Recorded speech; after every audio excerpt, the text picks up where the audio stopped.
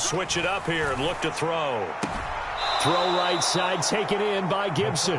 And he'll go out of bounds in the red zone just inside the 20. A gain of 8 there on the play. And it'll be second in a couple.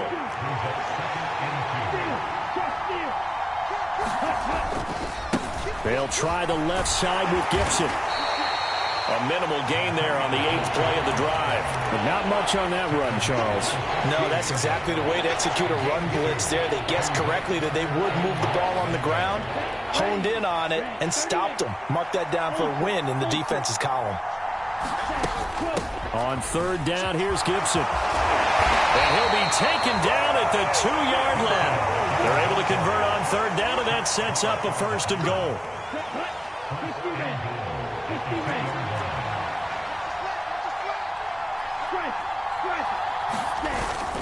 Gibson. Touchdown, Falcons. Some good running there at the end of the drive. He had the burst that set up the 1st and goal, and then one play later, he's in the end zone.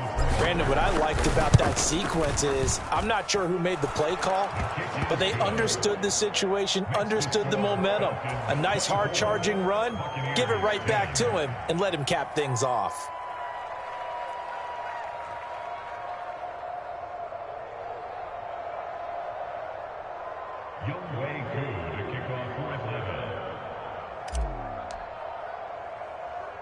Following the touchdown, here's Koo to kick off.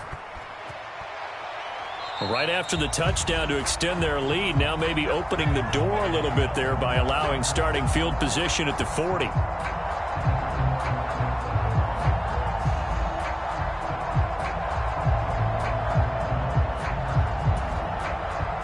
Good starting field position for them as they come up 1st and 10 at the 40.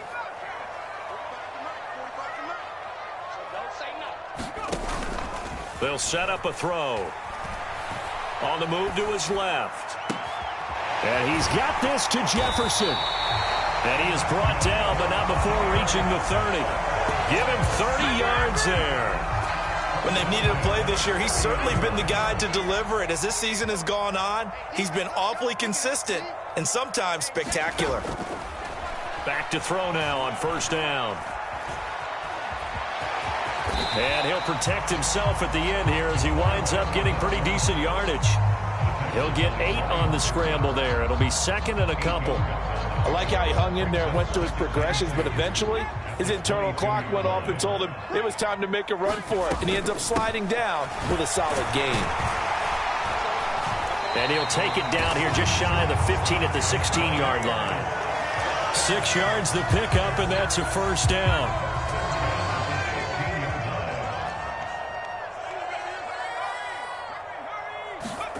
From the red zone now, they'll look to throw. Looking end zone, but it's incomplete. Give it big credit for his coverage right there, because when he saw the route break deep, he stayed in position to prevent a completion while avoiding any risk of a flag. So now 2nd and 10 after the incompletion on 1st down. They'll drop to throw. And it's caught. And in for the Buccaneers touchdown. Van Jefferson. A 16-yard touchdown. And the Buccaneers have made it a one-score game again here in the 4th. Extra point right down the middle. And now things get a bit more interesting here in this 4th quarter.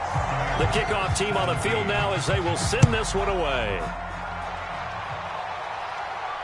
And no return on this one as the fair catch is signaled for and taken. About set to begin their next drive, the Falcons offense at the line.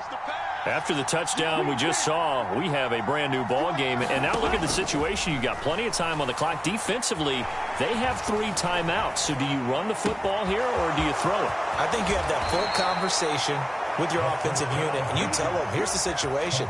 They've got all of their timeouts, so we are not going to play this conservatively. We've got to attack them. We've got to make them use those, gain the ground that we need in order to put this game away.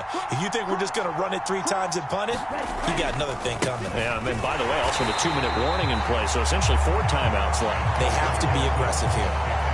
Just a yard on the 1st down carry, so it's 2nd and 9.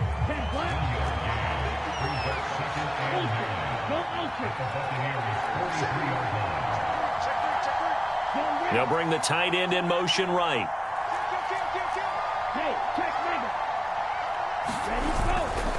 On second down, here's Gibson again. And he's going to have to protect the football and take his lumps here at this stage of the game as they stop him behind the line. An interesting and intriguing decision there defensively because they kept extra DBs on the field despite seeing the multiple tight end look that came out for the offense. I thought they were going to switch out of it. I didn't know if they felt they didn't have time or what the case was. Well, in any event, the extra speed allowed for great penetration as they stuffed that one behind the line of scrimmage.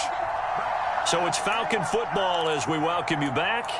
They're facing a critical third down now as they try to hold on to this lead.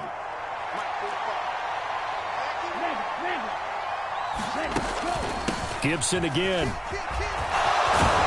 On a nice burst there as he'll take this inside the 30 to the 28-yard line. So fresh out of the 2-minute warning, and here's another timeout taken with 1:55 remaining.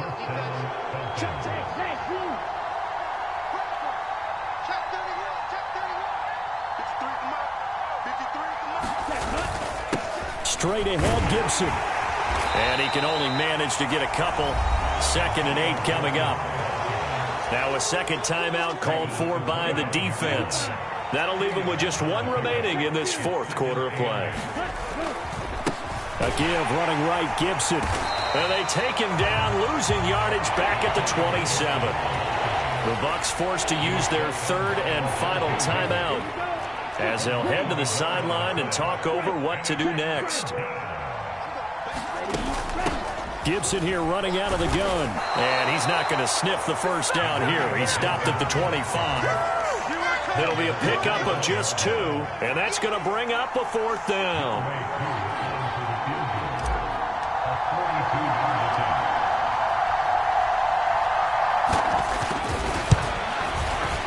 Koo knocks this one through the post. And that will extend their lead even further.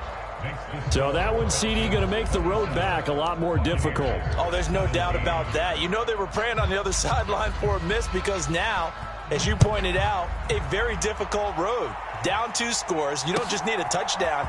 You need a chain of events to go your way. You've got to score, somehow get the ball back, and score again. The odds of that happening, not great in your favor.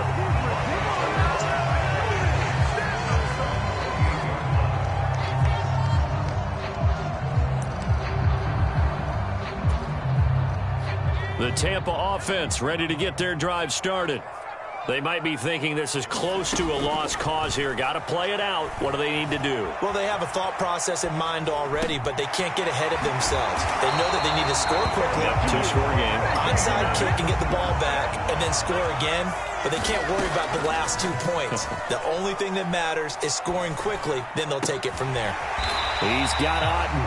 And he's tackled at the 38, but they doubled their yardage. The play started at the 19, and they gained 19. Oh, going for Jefferson downfield. And this is intercepted, but they'll say out of bounds. So very close to a turnover there in the end zone. They work again from the 38 on 2nd and 10.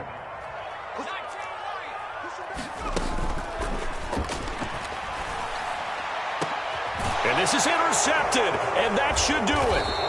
And the Falcons will take over here at their own 14-yard line. CD, I know it's just his 2nd year in the league as a quarterback, but that's going to be one when he flips on the tape. He's like, I shouldn't have thrown that ball. No doubt about it. Will be emphatic about he shouldn't have thrown that ball. But remember, 2nd year, as you noted, on-the-job training. So he's got to take this feedback that he's getting, negative or otherwise, and turn it into positives moving forward. The Falcons in victory formation as they take a knee.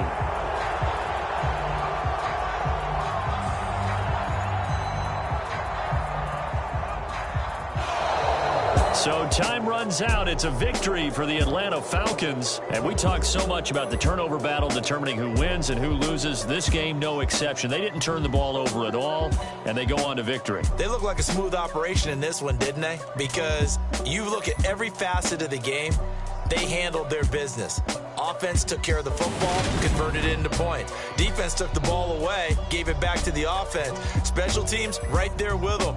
That's the type of game a coach is going to really love and value. And when they show the film, they have to be careful not to give out too many kudos and kill their motivation going forward. So for Atlanta, it's a very important win as they move to 9-4 now on the year. And they'll be able to enjoy this one through the bye week before they get back at it again. Meanwhile, for the Bucs, it's a tough one to swallow as they drop back to 8-4 on the year.